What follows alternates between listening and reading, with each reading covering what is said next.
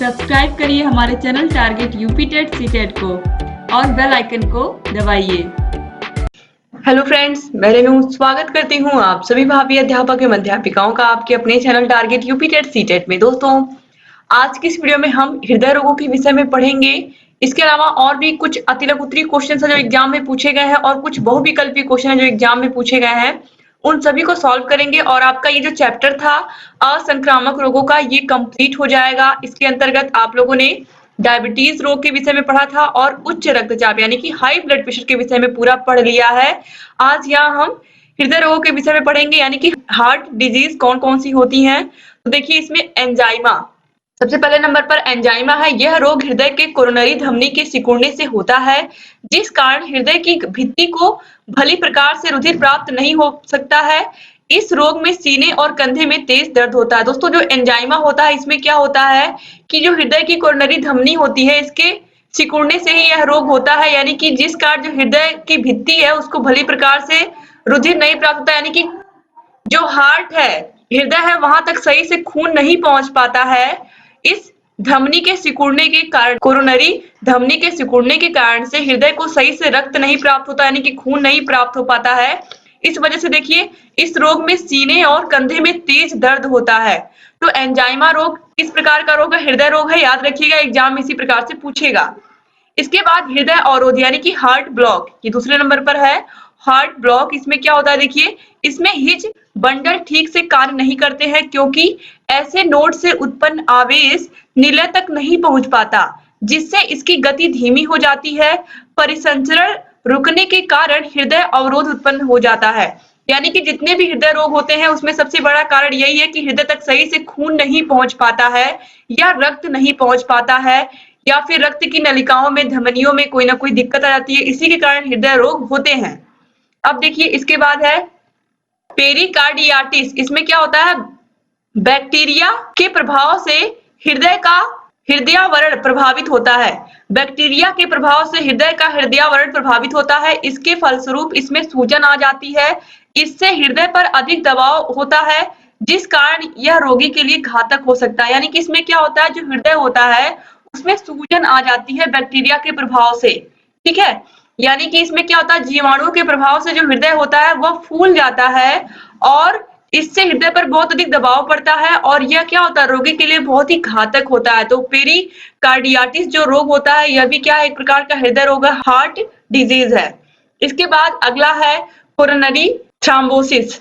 Coronary thrombosis में क्या होता है? इसमें कोरोनरी नामक धमनी में रुधिर अवरोध उत्पन्न हो जाता है, या फिर आप कह सकते हैं कि थक्का जम जाता है। ठीक है, यह कोरोनरी नामक धमनी में थक्का जम जाता है और पेशियों को रुधिर प्राप्त नहीं होता है।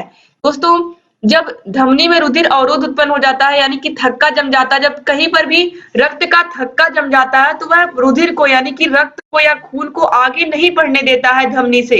तो जब आगे नहीं बढ़ेगा तो क्या होगा, इससे पेशियों को रुधिर प्राप्त ही नहीं होता है। तो इसे भी हम क्या कहते हैं, कोरोनरी थ्रोम्बोसिस रोग कहते हैं। यह भी क्या है, एक हार्ट डिजीज है। याद रखिएगा आप लोग। तो जितने भी यहाँ पर आपने देखे हार्ट डिजीज, सभी का नाम आप याद रखिएगा, एग्जाम में पूछेगा। इसके बाद एक क्वेश्चन है, प्रकुंचन दाब क्या है, या प्रकुंचन दाब किसे कहते हैं? तो देखिए, हृदय में निलय प्रकुंचन के दौरान धमनियों के अंदर का दाब प्रकुंचन दाब तथा अनुशिथिलन के दौरान धमनी के अंदर का दाब अनुशिथिलन दाब कहलाता है। सामान्य प्रकुंचन दाब 120 मिलीमीटर पारे तथा अनुशिथिलन दाब 80 मिलीमीटर पारे के बराबर होता है।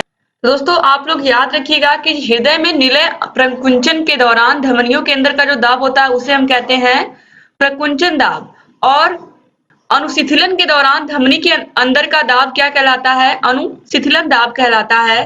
तो सामान्य प्रकुंचन दाब जो होता है 120 मिलीमीटर पारे तथा अनुशिथिलन दाब 80 मिलीमीटर पारे के बराबर होता है। यानी कि आप कह सकते हैं कि 80 से लेकर के 120 तक का जो ब्लड प्रेशर होता है, यह क्या होता है, यह सामान्य होता है। अगर 120 से ऊपर है तो उच्च रक्तचाप यानी कि हाई ब्लड प्रेशर, और अगर 80 से नीचे है तो लो ब्लड प्रेशर होता है किसी भी व्यक्ति में।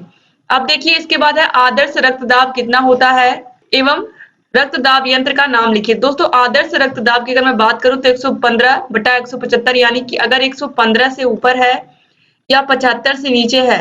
115 से ऊपर वही हम कहेंगे उच्च रक्तदाब, और 75 से नीचे है तो निम्न रक्तदाब। तो यहाँ पर आप कंफ्यूज मत होइएगा, अभी मैंने आपको यहाँ पर बताया है 80 और 120, तो आप यहाँ पर देखिए 15 में अगर आप 5 जोड़ोगे तो ये 120 हो जाएगा, 75 में अगर आप 5 जोड़ोगे तो ये 80 हो जाएगा, तो इससे कोई दिक्कत नहीं है। ठीक है, अगर यहाँ पर एक बार फिर से देखिए, अगर रक्तदाब 115 से ऊपर है या 120 से ऊपर है तो इसे हम क्या कहेंगे, उच्च रक्तदाब कहेंगे, और अगर 80 या 75 से नीचे है तो वह क्या होगा, लो ब्लड प्रेशर यानी कि निम्न रक्तदाब होगा। तो यह एक आदर्श रक्तदाब है, याद रखिएगा। और रक्तदाब को मापने का यंत्र क्या होता है, स्फिग्नोमैनोमीटर। इसके बाद सामान्य स्वस्थ मनुष्य के शरीर में रक्त शर्करा की मात्रा भोजन से पहले और भोजन के पश्चात कितनी होनी चाहिए, यह भी एग्जाम में पूछा हुआ क्वेश्चन है, इंपॉर्टेंट है। देखिए, भोजन से पहले 80 से 120, याद रखिएगा आप लोग, भोजन के बाद 120 से 125, और अगर 145 है यानी कि जो व्यक्ति के शरीर में रक्त की मात्रा है अगर 145 से ऊपर है तो यह डायबिटीज की निशानी है, याद रखिएगा आप लोग।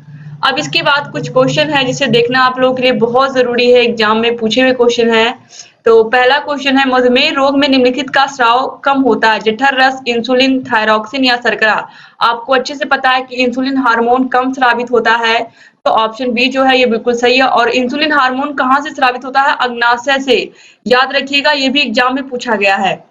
ठीक है दोस्तों, आप लोगों को मैंने पूरा पढ़ाया है अच्छे से, मधुमेह रोग में किस तरीके से जो इंसुलिन है इसका स्राव कम हो जाता है और ये कितना महत्वपूर्ण है, या किस तरीके से पूरे रक्त में जो इंसुलिन की मात्रा है यानी कि रक्त में शर्करा की मात्रा उसको कंट्रोल करके रखता है पूरे शरीर में। तो इंसुलिन हार्मोन बहुत ही जरूरी है किसी भी व्यक्ति के शरीर के लिए। हार्ट अटैक का मुख्य कारण क्या है, अगला क्वेश्चन है, मानसिक तनाव, रासायनिक परिवर्तन, ज्वर पीड़ित होना या असंतुलन। तो हार्ट अटैक का जो मुख्य कारण होता है, किसी भी व्यक्ति को हृदयाघात होने का जो मुख्य कारण होता है वो तो मानसिक तनाव यानी कि मेंटल प्रेशर, याद रखिएगा आप लोग। इसके बाद तीसरा क्वेश्चन है, अनुवांशिक रोग है, मधुमेह, वर्णांधता, अस्थमा या ये सभी। दोस्तों, मधुमेह के मैंने 2 कार्ड आपको बताए थे, 2 प्रकार बताए थे, जिसमें से एक था अनुवांशिक यानी कि अनुवांशिक, अगर किसी भी बच्चे के माता पिता को कभी मधुमेह रहा है तो हो सकता है कि वह उनके बच्चों में भी आ जाए, अगर माता पिता में है तो बच्चे में भी आने के चांसेस होते हैं। वर्णांधता भी इसी प्रकार से है, अस्थमा में भी इस तरह के चांसेस देखे गए हैं, तो ऑप्शन डी जो है ये सभी, ये बिल्कुल राइट आंसर हो जाएगा। क्वेश्चन नंबर 4 है, मधुमेह के प्रकार होते हैं 1, 2, 3 या फिर 4। आपको बताया था मैंने टाइप 1 डायबिटीज और टाइप 2 डायबिटीज 2 प्रकार के होते हैं, तो ऑप्शन बी जो है ये बिल्कुल सही हो जाएगा। क्वेश्चन नंबर 5 है, संक्रामक रोग है, हैजा, पीलिया, ए व बी दोनों या इनमें से कोई नहीं। दोस्तों, संक्रामक रोगों में हैजा और पीलिया दोनों ही आएंगे, तो ऑप्शन सी जो है ए व बी दोनों ये बिल्कुल सही हो जाएगा। तो दोस्तों, इस तरीके से यहाँ पर आपने ये पूरा चैप्टर क्लोज कर लिया। असंक्रामक रोगों के विषय में जो था ये भी कंप्लीट हो गया। अभी आपके 2 चैप्टर और बचे हुए हैं साइंस में, उनको भी मैं अच्छे से पढ़ा करके खत्म कर दूंगी और आपका साइंस विषय भी कंप्लीट हो जाएगा। आपका फर्स्ट पेपर और सेकेंड पेपर, फर्स्ट पेपर शैक्षिक मूल्यांकन क्रियात्मक शोध एवं नवाचार, सेकेंड पेपर समावेशी शिक्षा, ये दोनों ही मैंने कंप्लीट करा दिया है। आप लोगों को दोनों की लिंक यहाँ आई बटन पर क्लिक करके मिल जाएगी। डिस्क्रिप्शन बॉक्स और कमेंट बॉक्स में भी आपको सभी विषयों की लिंक मिल जाएगी। हर एक विषय के हर एक वीडियो को आप कभी भी कहीं भी देख सकते हैं और अपनी तैयारी को बेहतर बना सकते हैं। दोस्तों, आप लोगों ने अगर चैनल को अभी तक सब्सक्राइब नहीं किया है तो प्लीज सब्सक्राइब कर दीजिए और बेल आइकन को भी प्रेस कर दीजिए, ताकि हम जो भी नई वीडियोस बनाते हैं उन सभी का नोटिफिकेशन आप लोग के पास समय से जाए और आप हमारे सभी वीडियोस को ऐसे ही देखते रहें। दोस्तों, सब्सक्राइब के जस्ट बगल में आपको ज्वाइन बटन मिलेगा, ज्वाइन बटन पर क्लिक करके आप और भी ढेर सारी सुविधाएं हमारे चैनल से प्राप्त कर सकते हैं। ज्वाइन बटन पर क्लिक करके आप लोगों को सभी विषयों की नोट्स भी हम प्रोवाइड कराएंगे और व्यक्तिगत रूप से किसी भी समस्या के लिए आप हमसे बात भी करके अपनी समस्या का समाधान प्राप्त कर सकते हैं। तो प्लीज अधिक से अधिक लोग चैनल को ज्वाइन करिए, अपनी समस्याओं का समाधान भी प्राप्त करिए। दोस्तों, आप लोग के हर एक विषय को हम हैंड रिटन नोट्स के माध्यम से पढ़ा रहे हैं। हर एक विषय का आपको हम प्रीवियस ईयर क्वेश्चन पेपर भी सॉल्व करवाएंगे। इसके अलावा चाहे राजन सीरीज हो चाहे पवन सीरीज हो, सभी को हम कंप्लीट सॉल्व कराएंगे, आपको पता है। तो आप चैनल से ऐसे ही बने रहिए और वीडियोस को शेयर जरूर कर दिया करें दोस्तों अपने कॉलेज के ग्रुप में, ताकि अधिक से अधिक प्रशिक्षुओं तक ये वीडियोस पहुंचे और अधिक से अधिक हमारे डीएलएड के भाई बहन हमसे जुड़े और इन वीडियोस से लाभ ले सके। अगर वीडियो को अभी तक लाइक नहीं किया दोस्तों तो प्लीज लाइक कर दीजिए और अपने अच्छे अच्छे प्यारे प्यारे कमेंट्स आप लोग करते रहा करिए, ताकि हम लोग लगातार मोटिवेट होते रहें और आप लोग के लिए वीडियोस ऐसे ही बनाते रहें। एक बार फिर से आप सभी का बहुत बहुत धन्यवाद। मिलते हैं नेक्स्ट वीडियो में, तब तक आप लोग अपना ख्याल रखिएगा और हमारे चैनल से ऐसे ही बने रहिएगा। और जहां पर भी कोई भी समस्या आती है हमसे बताते रहिएगा, ताकि आप लोग की सभी समस्याओं का समाधान भी हम करते रहें और आप लोग के लिए वीडियोस भी लेकर के आते रहें। और दोस्तों, आप लोगों को मैंने बताया ही है कि हम यूपी टेट, सुपर टेट और सीटेट सबकी तैयारी करवाएंगे, तो आप लोग परेशान ना हो, बस आप लोग पढ़ते रहिए। और हमारा एक ही उद्देश्य है, आप में से हर एक बच्चा जल्द से जल्द शिक्षक बने और अपने सपने को साकार करे। इसके लिए आपको हमारे चैनल से बने रहना होगा, ताकि लगातार हम आपको अच्छे से गाइड कर पाएं और आपके सभी विषयों को अच्छे से तैयार करवा पाएं। तो बस ऐसे चैनल से बने रहिए दोस्तों, और उम्मीद करती हूँ आप सभी वीडियोस को देख रहे होंगे। वीडियोस को देख रहे हैं तो प्लीज आप लोग कमेंट करके बताते रहिए, और जहाँ कहीं भी कोई भी समस्या है ऐसे ही हमसे बताते रहिए, ताकि लगातार आप लोग के लिए वीडियोस हम लेकर के आते रहें और आपकी समस्याओं का भी समाधान करते रहें। एक बार फिर से आप सभी भाई बहनों का बहुत बहुत शुक्रिया। उम्मीद करती हूँ आप चैनल से ऐसे ही बने रहेंगे और सभी वीडियोस को देखते रहेंगे। जय हिंद दोस्तों।